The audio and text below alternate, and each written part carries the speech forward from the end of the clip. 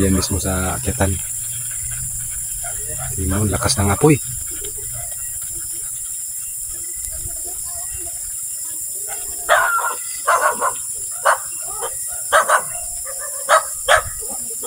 Yan mga kabrothers, ang sunog ng Chocolate Hills. Yan, nandiyan na sa taas. Hindi pa pababa na naman yan. Yan, tingnan mo. Yan, kanina pa yun hanggang ngayon. 1 oras na. Yan, galing na yan sa taas. Yan, pababa na naman siya. Talagang ubusin talaga yan, paikot ng sunog ng bundok. Unti-unti siyang lumalakas, unti-unti lumami. At unti-unti na din yung ubos ang kinain ng ang bundok. At yung mga damo, ubos. Kaya sa napakalakas ng sunog, kabrader.